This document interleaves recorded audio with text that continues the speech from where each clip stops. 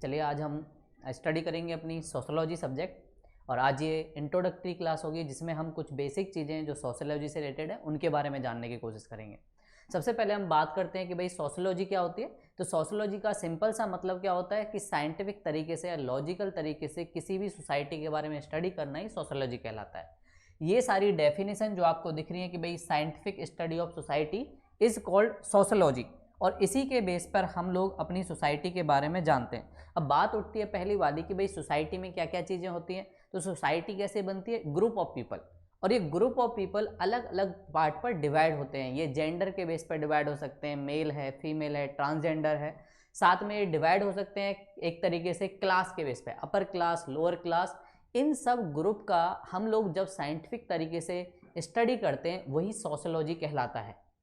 और सोशोलॉजी में इसके साथ साथ अदर जो पर्सन हैं, जो फेमस पर्सनालिटी, उन्होंने अदर डेफिनेशन दिए, उनके अकॉर्डिंग भी हम थोड़ा जानने की कोशिश करेंगे सोशोलॉजी का मतलब। जैसे मैक्स वेबर कहते हैं sociology is the study of social action.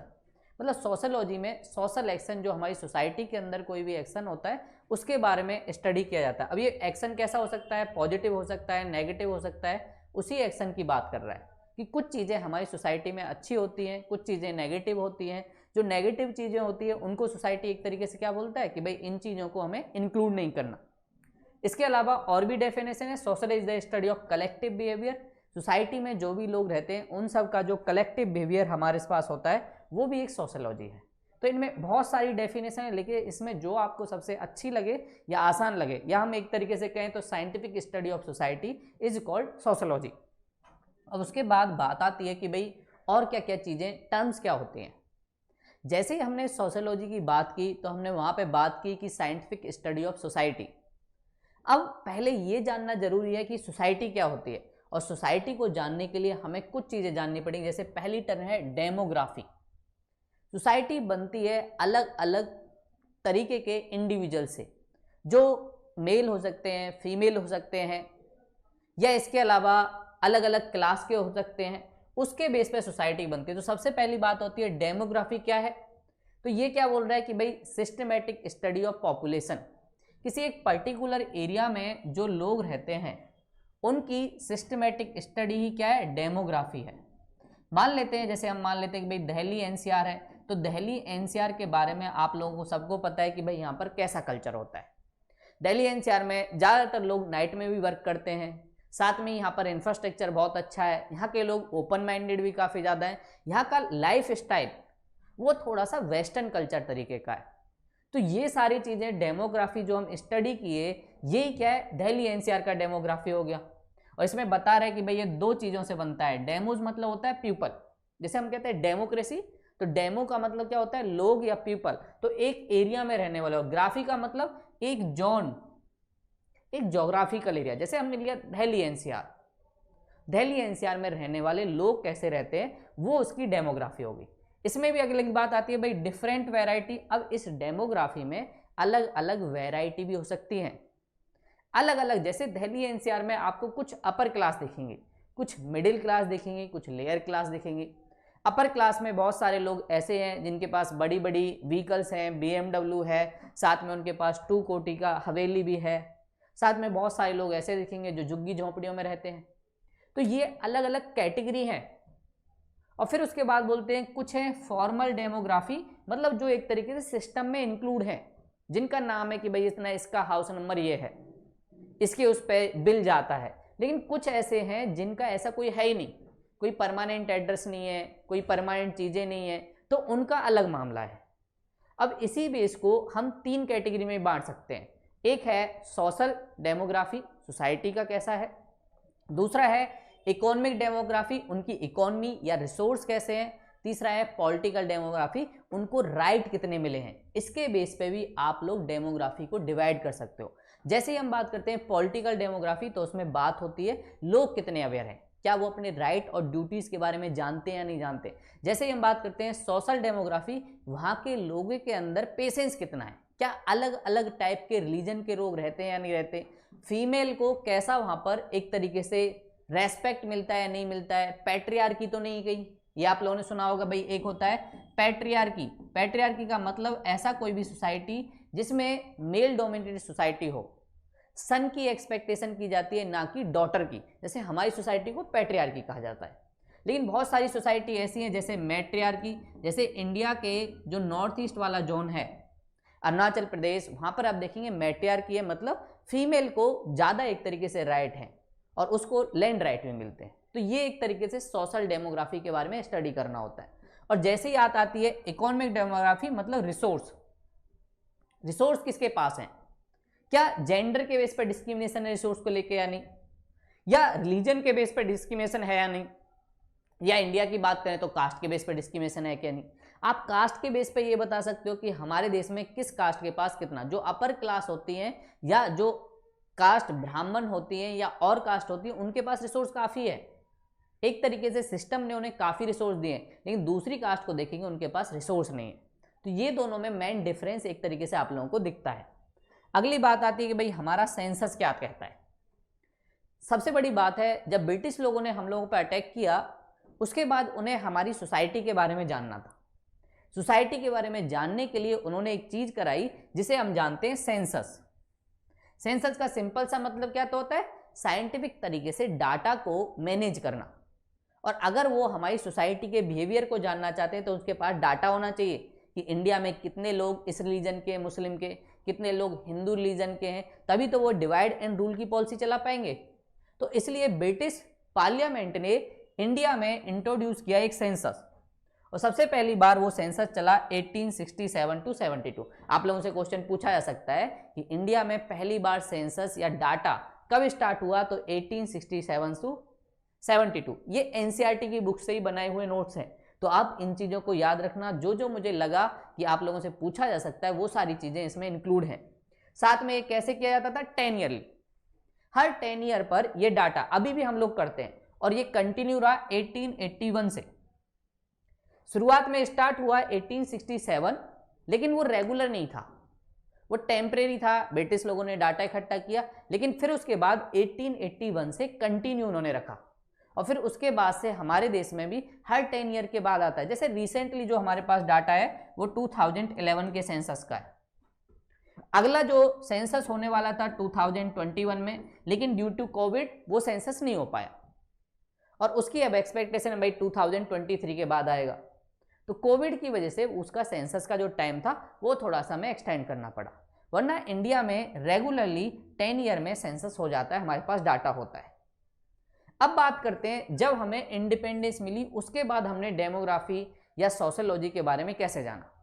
तो इंडिया को आप सबको पता है 1947 में इंडिया को इंडिपेंडेंस मिली। अब हमारे सामने एक बड़ा चैलेंज था, कैसे अपनी सोसाइटी को जाने, कैसे अपनी डेमोग्राफी जाने, किसको क्या देना है, कैसे रिसोर्स देना है, ये तो हमें पता होना चाहिए ना। उसके लिए हमारे पास डाटा भी होना चाहिए। रिजर्वेशन देना, उसके लिए हमें डाटा चाहिए। वुमेन को अगर हमें अच्छा करना है, अपनी सोसाइटी में पैट्रियार्की को कम करना है, उसके लिए डाटा चाहिए। अगर अपनी सोसाइटी में यूनिटी लाना है और सबको खुश रखना है, उसके लिए डाटा चाहिए। तो उसके लिए हमें डाटा की जरूरत थी, और फिर हमने 1951 से ये डाटा रेगुलरली 10 ईयर पे एक तरीके से करना स्टार्ट कर दिया। तो पहला सेंसस हमारी जब आज़ादी हुई उसके बाद 1951 में आया, और उसके बाद से हम लोग, और आप लोगों को पता है इंडिया की अगर बात करें पॉपुलेशन की, तो इंडिया वर्ल्ड का सेकेंड लार्जेस्ट कंट्री है। सबसे लार्जेस्ट जो डेमोग्राफी है या जहाँ पर पॉपुलेशन ज़्यादा है वो है चाइना, और उसके बाद कौन है, इंडिया। ये आप एनसीईआरटी में फोटो देखोगे, इससे पता ही चल रहा है कि हमारे देश में कितनी पॉपुलेशन है। तो India one of the largest democracy है दुनिया की, और साथ में ही सेकेंड लार्जेस्ट पॉपुलेशन वाला एरिया है। इंडिया की अगर बात करें, लगभग 18% पॉपुलेशन वर्ल्ड की इंडिया में रहती है। और हम अगर लैंड की बात करें तो हमारे पास लैंड वाला एरिया लगभग 2.4% के आसपास है वर्ल्ड का। और अगर हम वाटर की बात करें तो वर्ल्ड का लगभग 4% वाटर इंडिया के पास है। ये कुछ ऐसे फैक्ट हैं जो आप लोगों से पूछे जा सकते हैं कि भाई कितनी पॉपुलेशन इंडिया पूरे वर्ल्ड में है। इंडिया में तो लगभग 18% पॉपुलेशन इंडिया की है। लैंड हमारे पास अप्रोक्स 2.4% है, साथ में वाटर लगभग 4% हमारे पास वाटर है। यहीं से हमारे इंडिया में, और सबसे नंबर 1 पे कौन है, चाइना। ये आप लोगों को पता है कि भाई सबसे नंबर 1 पे चाइना है अभी, लेकिन धीरे धीरे ऐसा बोला जाता है 2050 के बाद इंडिया नंबर 1 पे आएगा। और फिर उसके बाद ही हम लोगों ने डेमोग्राफिक डाटा इंपॉर्टेंट। अब इसका इंपॉर्टेंस क्या है, तो हमने बोला भाई सरकार कोई भी पॉलिसी बनाए, चाहे मनरेगा पॉलिसी बनाए, या सरकार को मिड डे मील देना हो, या सरकार को आयुष्मान भारत स्कीम के थ्रू लोगों को हेल्थ कवरेज देना हो, या हमारी सरकार को न्यू एजुकेशन पॉलिसी को इम्प्लीमेंट करना हो, उन सब के लिए हमें डाटा की जरूरत होती है। इसलिए हमें सेंसस कराया जाता है और उसी के बेस पे सरकार फाइंड आउट करती है भैया किसको क्या बेनिफिट मिलेगा, किसको टैक्स डिडक्शन मिलेगा, किसको नहीं मिलेगा, किसको रिजर्वेशन मिलेगा या किसको नहीं मिलेगा। ये भी हमारी डेमोग्राफी का ये है। अगली बात, पॉपुलेशन से रिलेटेड एक थ्योरी आती है जिसे हम कहते हैं माल्थस थ्योरी। एक काफ़ी ज़्यादा फेमस साइंटिस्ट और स्कॉलर, उन्होंने सोसाइटी के बारे में बहुत सारी चीज़ें पढ़ी और उन्होंने अपनी एक थ्योरी दी, माल्थस थ्योरी। माल्थस थ्योरी क्या बोलती है कि जैसे जैसे हम लोग आगे बढ़ेंगे वैसे वैसे हमारी सोसाइटी में बर्थ रेट बढ़ता जाएगा और इस बर्थ रेट बढ़ने की वजह से हमारी सोसाइटी में पॉपुलेशन बढ़ेगी और इस पॉपुलेशन बढ़ने की वजह से धीरे धीरे क्या होगा, हमारी सोसाइटी में जो फूड है वो कम हो जाएगा। मतलब इवन मान लो हम सोचते हैं कि हमारी सोसाइटी में अभी 100 मेंबर हैं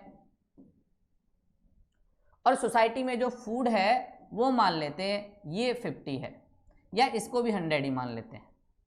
तो उनका कहने का मतलब ये था जो सोसाइटी में पॉपुलेशन बढ़ती है वो कैसे बढ़ती है, 2, 4, फिर उसके बाद 16, मतलब 2 हैं, 2 के 2 बच्चे हुए तो 4 हो गए, 4 के 4 और हुए 16 हो गए। मतलब ये एक तरीके से ज़्यादा बढ़ती है पॉपुलेशन, वही फूड ऐसे बढ़ता है 1, 2, 3, 4 इतने केजी फूड बढ़ा। तो एक टाइम ऐसा आएगा जब हम लोगों पर फूड कम होगा और पॉपुलेशन सरपास हो जाएगी। उससे क्या होगा, एक तरीके से सोसाइटी में इम्बैलेंस हो जाएगा और फिर उसके बाद हमारी जो सिविलाइजेशन है उसमें रिसोर्स का क्राइसिस हो जाएगा।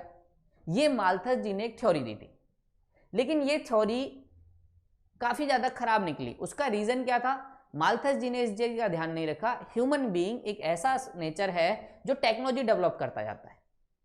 हम लोग जरूरी थोड़ी ना कि पहले एक एक प्लांट उगा रहे थे वैसे उगाएंगे, हमने मशीन डेवलप कर ली और उन मशीनों ने हमारा प्रोडक्शन इंक्रीज कर दिया। जैसे आप लोग देखेंगे जब इंडिया में फ्रीडम मिली तो हमारे यहाँ फूड क्राइसिस थे, हम लोग यूएसए से इंपोर्ट करते थे। लेकिन जैसे जैसे धीरे धीरे इंडिया में ग्रीन रिवॉल्यूशन आया तो ग्रीन रिवॉल्यूशन के बाद इंडिया को जरूरत ही नहीं पड़ी और ग्रीन रिवॉल्यूशन के बाद हम सारे अपने देश के लोगों का पेट भर पा रहे हैं। इवन इंडिया तो बाहर के लोगों को भी खाना देता है।